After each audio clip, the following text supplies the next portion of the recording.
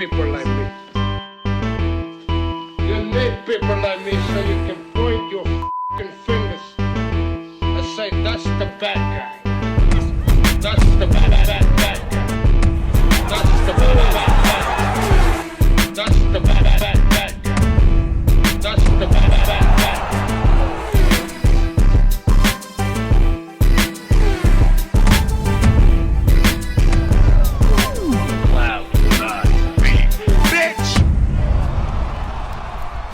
Welcome to the motherfucking relay. We're covering today's top boxing news. Ow! Okay, we'll start with this. It's official. Australia's own Sky Nicolson versus Lucy Wildheart is set to land on the Cameron versus Taylor rematch undercard in Dublin. Lucy Wildheart, who sports a professional record of 10 wins with 2 losses, no draws, 4 knockouts, having never been knocked out in 12 professional bouts. She's going to be facing unbeaten Sky Nicolson, the unbeaten Australian who is confirmed to be making her first defense of the WBC interim featherweight title. The bout will appear on the undercard of the November 25th Chantel Cameron versus Katie Taylor rematch, which will air live on DAZN from the 3 Arena in Dublin, Ireland. I'm very excited to be a part of a prestigious night on the undercard of Cameron versus Taylor. Nicolson said of her placement on the high-profile show, "I feel this is a fight that fans will be excited about, and I can't wait to show the world that I am ready to take over the featherweight division." There's a lot of movement at featherweight here at year's end. Karis Ardingstall is fighting this weekend, one of my favorite unbeaten up-and-comers, Raven Chapman. She's supposed to be squeezing in a fight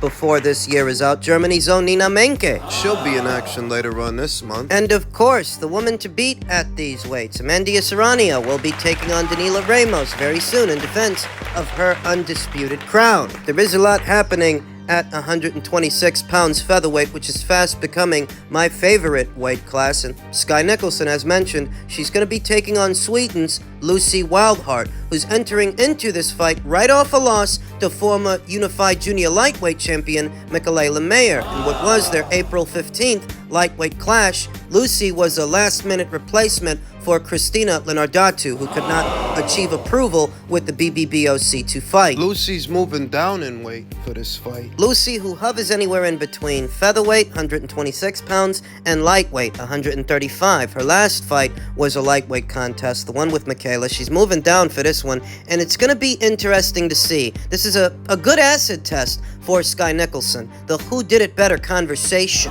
Lucy Wildheart only has 2 professional losses in 12 contests, and they are the quality operators, a former champion in Mikaela Mayer, an Olympic gold medalist in Estelle Mosley before that. This is an opportunity for Sky Nicolson to show that she's on the level, the same level at least as those fighters. Good enough to beat a Lucy Wildheart. I feel that Lucy can provide more resistance than Sabrina Perez and Linda Laker did. Sky Nicholson's last 2 opponents, this is a good acid test.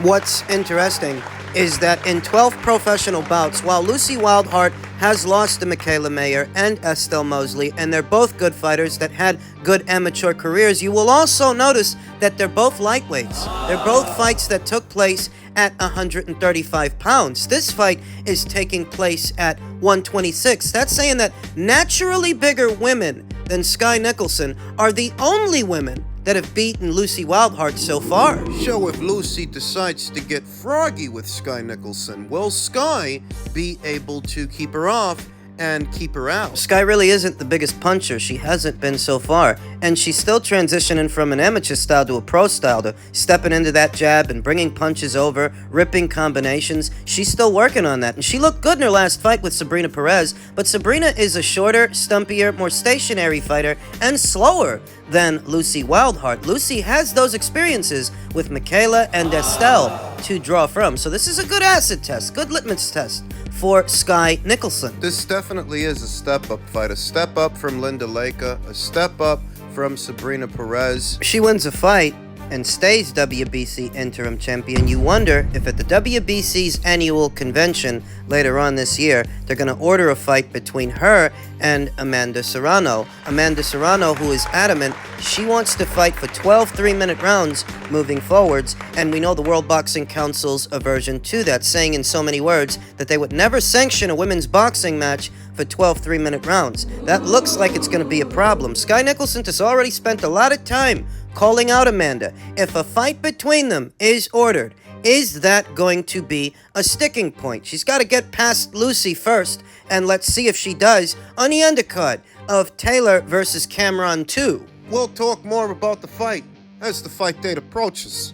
Rumors abound. What is set to be Floyd Mayweather's next in-the-ring appearance and what will be one of Showtime's final fights that they air on the platform. Rumor has it, it's supposed to be an exhibition match with Mikey Garcia. Exhibition match. Fuck that. And on the undercard, there's mixed rumors out there that it might be Danny Garcia versus Arslan De Lara, or Danny Garcia versus Keith Thurman in a rematch, or maybe it's Thurman versus Stanionis. There are mixed rumors out there about what's going to be on the undercard, but the main event, per the rumors, it's supposed to be Floyd versus Mikey. And this is supposed to be going down the same day, the same night as Haney versus Prograis, their WBC super lightweight title fight. If I have to choose, and it looks like I'm gonna have to, what do you think I'm gonna buy? Do you think I'm gonna buy an exhibition match between an uninspired Mikey Garcia and a retired Floyd Mayweather Jr. over a bona fide title fight between Devin Haney and Regis Prograis? Talk about phoning it in. The vast majority of these exhibitions that Floyd has been staging since having retired, I haven't been buying them. I don't know if you guys have, but I haven't. The one with Don Moore, the one with the Japanese guy, the more recent one with Chalmers over there in the United Kingdom. What would be the point? I was a fan of Floyd's boxing when he was boxing other boxers, but now that he's playing Dancing Bear, there's no reason for me to fritter away my hard-earned dollars on that schlock. Exhibitions that Floyd Mayweather himself has likened to bank heists. He's robbing the bank.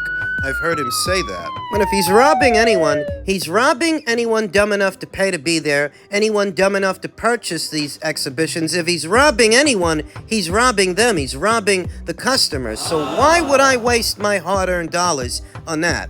And do you remember how Mikey Garcia looked in his last fight, his last professional boxing match with Sandor Martin? You couldn't find a more uninspired guy that night than Mikey Garcia, and we're supposed to hand you $80 to see that? The hope is that they'll deck out the undercard with so many solid fights that will make it appealing, and that will make it attractive. What looks to be one of the last 2 or 3 shows happening on Showtime Boxing before they call it quits after this year. And for me, the choice is easy. For me, I'm going to be purchasing the Regis Prograis versus Devin Haney fight because not only is it a real fight, a title fight, it's not going to cost as much. It, in all likelihood, will be less expensive than this fight between Floyd and Mikey. The price point for what could be Mayweather versus Garcia in all likelihood will be in the neighborhood of $75 to $80, whereas Prograis versus Haney, to existing DAZN subscribers, I think that's something like, what, $50-$60? It'll be at a reduced price,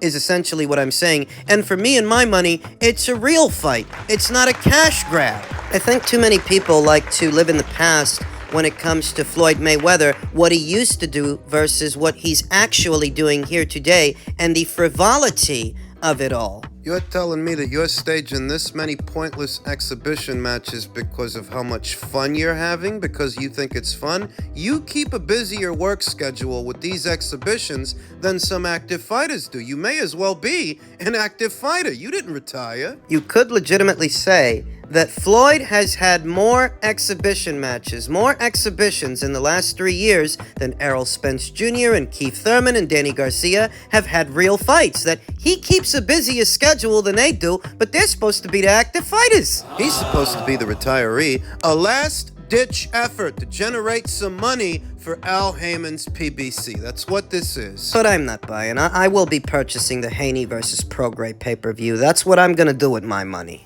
Now, in light of Showtime's departure from the sport at year's end, both Ryan Garcia and Terrence Crawford are calling for a reimagining of boxing after that news. And boxing doesn't need to be reimagined. That's not what it needs. What it needs to do is go back to its roots, go back to what it is. Ryan stated, "Today is a really important day for boxing.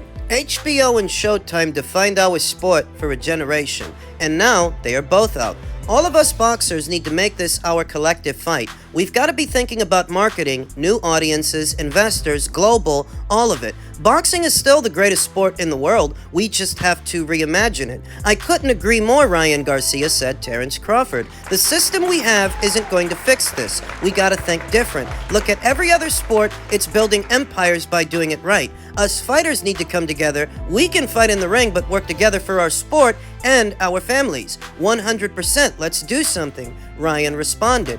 And once again, boxing doesn't need to be reimagined. Boxing needs to go back to what it is. It needs to go back to its roots. And at its root, it's a sport. It's a combat sport, but it's a sport. And what you've been seeing the last decade or so are fighters and managers trying to get away from that by saying it's a business. Yeah, every sport that is a sport is a business. That doesn't stop them from being sports. And the paying customers are there for sports. Boxing is the only sport that consistently tries to get away from that. Chiming into the discussion was YouTuber turned boxer Jake Paul, who offered to help as well. I'm all the way in, Paul said. Elsewhere, Teofimo Lopez, the former unified lightweight champion and current junior welterweight titleist, also voiced his desire to help improve the business aspect of boxing. I've been quiet for too long, Lopez wrote. I love boxing and will find more ways to help the next generation of our beloved sport we call boxing. I think seeing